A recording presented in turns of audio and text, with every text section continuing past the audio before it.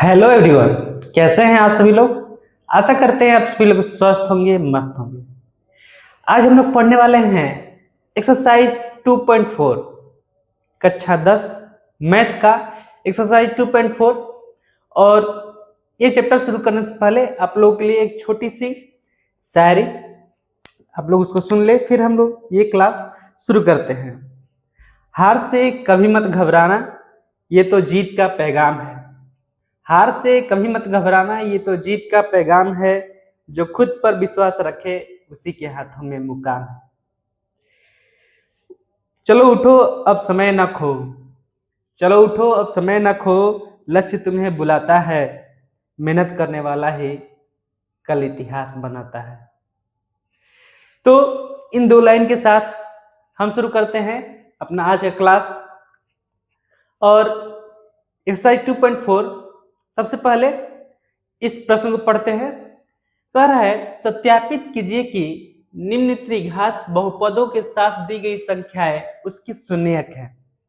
यहाँ पर एक त्रिघात बहुपद दिया गया है और उसके साथ संख्या दी गई है, और यह सत्यापित करना है कि जो संख्या दिया गया है वह उस बहुपद का, त्रिघात बहुपद का शून्यक है। पहला कंडीशन ये हो गया। दूसरा कंडीशन कह रहा है प्रत्येक स्थिति में शून्यकों और गुणांकों के बीच संबंध को भी सत्यापित कीजिए। उसके बाद से जांच भी करना है कि वह शून्यक जो है वह उसका सही है या नहीं है। पहले तो ये बताना है कि ये सत्यापित करना है कि इस त्रिघात बहुपद का ये संख्या दिया गया इसका शून्यक है या नहीं। दूसरा चीज यह जांच करके देखना है कि यह क्या वह सही है या नहीं। तो चलिए हम लोग शुरू करते हैं। सबसे पहले अगर आप लोग चैनल पर नए हैं तो प्लीज चैनल को लाइक, शेयर और सब्सक्राइब जरूर कीजिएगा। इससे हमें थोड़ा मोटिवेशन मिलता है आप लोगों को अच्छा से अच्छा पढ़ाने को। तो चलिए शुरू करते हैं। सबसे पहले यहाँ पर सत्यापित करने के लिए यहाँ पर त्रिघात बहुपद दिया गया है, तो इसको सत्यापित करने के लिए क्या करना पड़ेगा, ये इसका शून्यक है 1/2, 1 और -2। तो त्रिघात बहुपद का या बहुपद का अगर शून्यक दिया गया हो तो हम लोग उसको कैसे निरूपित करते हैं, कैसे सूचित करते हैं।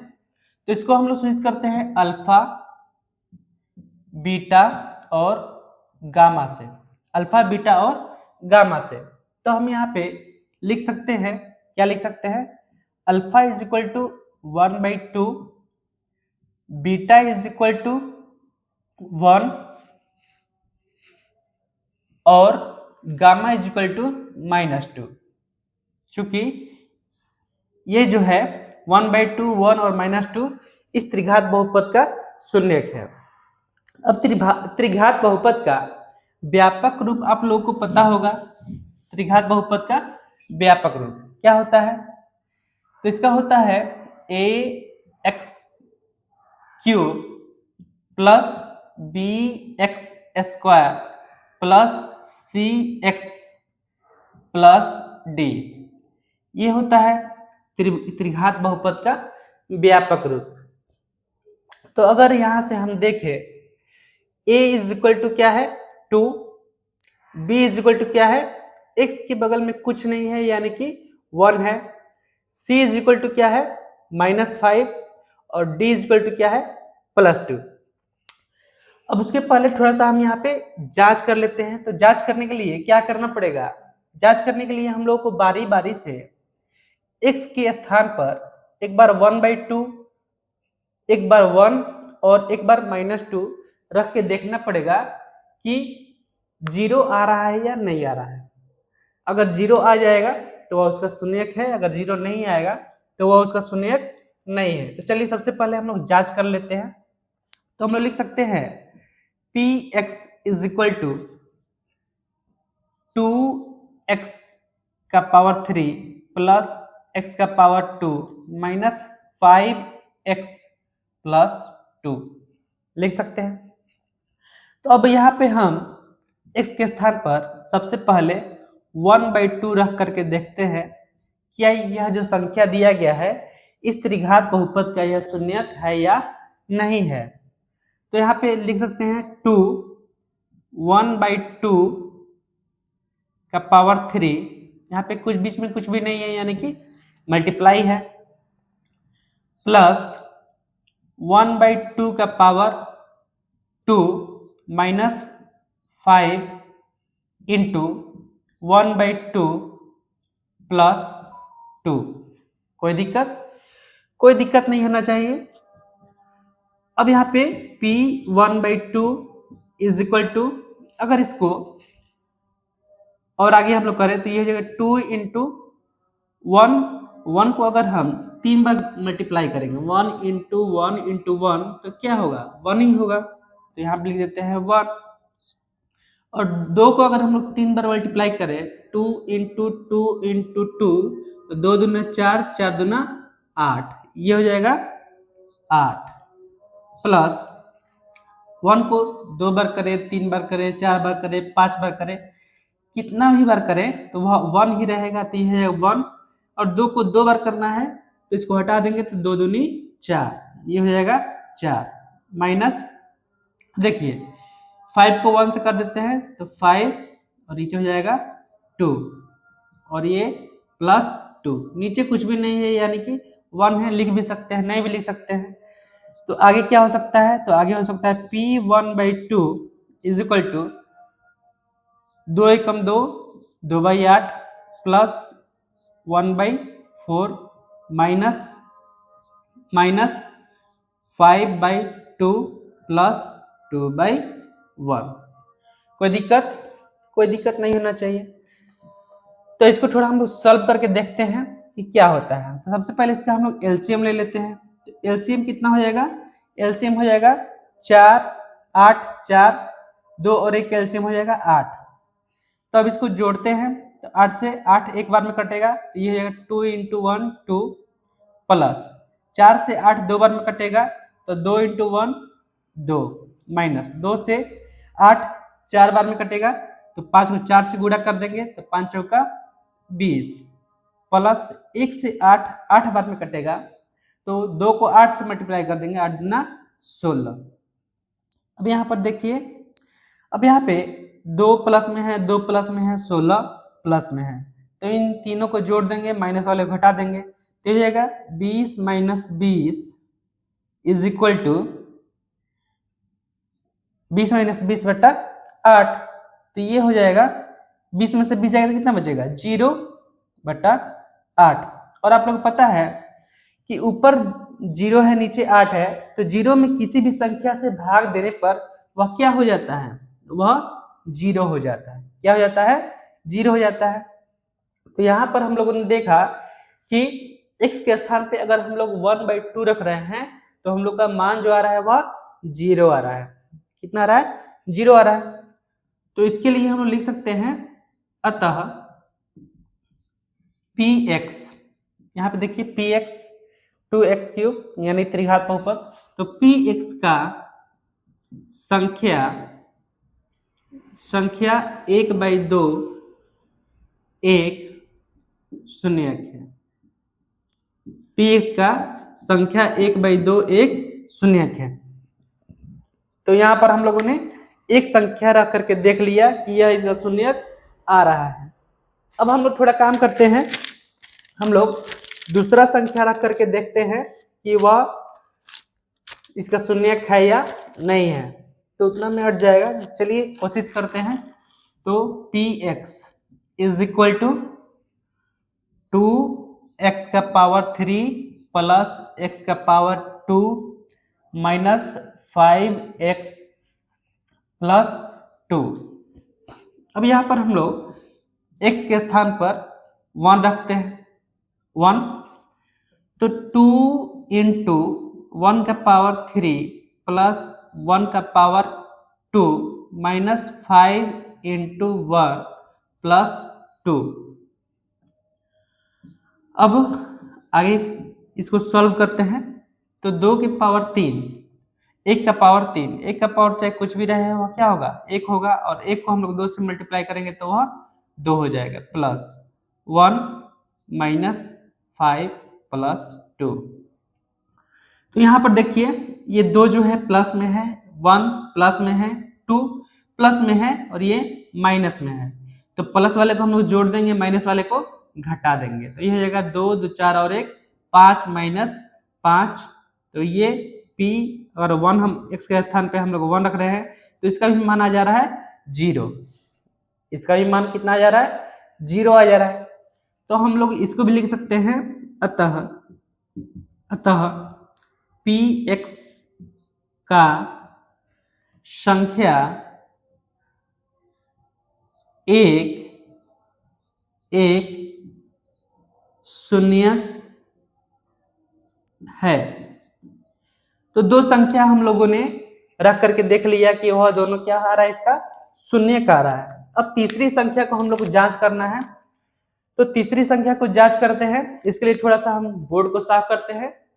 इसको आप लोग नोट करना चाहे तो नोट कर ले या फिर स्क्रीनशॉट ले ले। चलिए इसको मिटाते हैं हम और फिर इसको आगे सॉल्व करते हैं।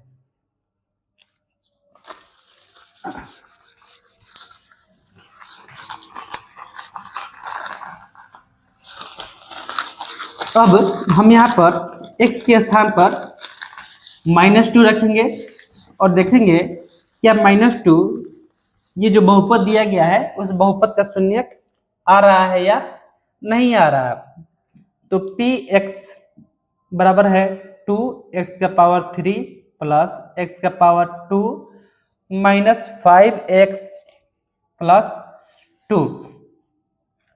तो p x के स्थान पे हम लोग रखना है -2। चलिए -2 रख देते हैं। तो ये 2 इंटू -2 का पावर 3 प्लस -2 का पावर 2 माइनस 5 इंटू -2 और प्लस 2। अब आगे इसको सॉल्व करते हैं। तो p का मान हम लोग क्या रखा है? -2 रखा है। तो अगर हम यहाँ पर -2 को अगर 3 बार मल्टीप्लाई करें तो 2 दूना 4 प्लस फिर 4 दूना 8, ये माइनस का 8 आएगा। -8 2 इंटू -8 प्लस माइनस माइनस, लेकिन उसके पहले -2 इंटू -2 इज इक्वल टू हो जाएगा प्लस का 4। तो ये हो जाएगा प्लस का 4 माइनस माइनस प्लस और 5 दूना 10 और प्लस का 2। आगे p का मान -2। अब ये हो जाएगा -16 प्लस 4 प्लस 10 प्लस 2। अब यहाँ पर ये 4 जो है प्लस में है, 10 प्लस में है और 2 जो है ये भी प्लस में है। तो प्लस वाले को हम लोग जोड़ देंगे, माइनस वाले को घटा देंगे। तो -16 प्लस 16, तो दोनों माइनस प्लस कट जाएगा। तो p x के स्थान पर अगर हम लोग -2 रख रहे हैं तो ये भी आ जा रहा है 0। ये भी कितना आ जा रहा है? 0। तो इसको भी हम लोग लिख सकते हैं, अतः px का संख्या -2 एक शून्यक है। -2 एक क्या है? शून्यक है। तो हम लोगों ने अभी तक सत्यापित कीजिए कि निम्न त्रिघात बहुपदों के साथ दी गई संख्याएं उसकी शून्यक है। यहां तक हम लोगों ने काम कर चुका है। अब जांच करना है। प्रत्येक स्थिति में शून्य के और गुणांकों के बीच के संबंध को भी सत्यापित कीजिए। अब उसको इसके संबंध को स्थापित करना है तो उसको भी करते हैं। थोड़ा इसको मिटाते हैं। इसके पहले थोड़ा आप लोग इसको नोट कर ले।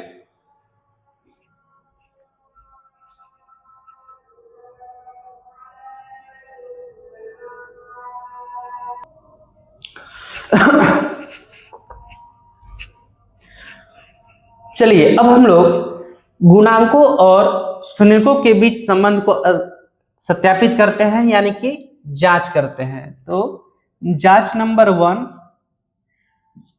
आप लोगों को पता है कि alpha plus beta plus gamma is equal to क्या होता है? ये होता है -b/a।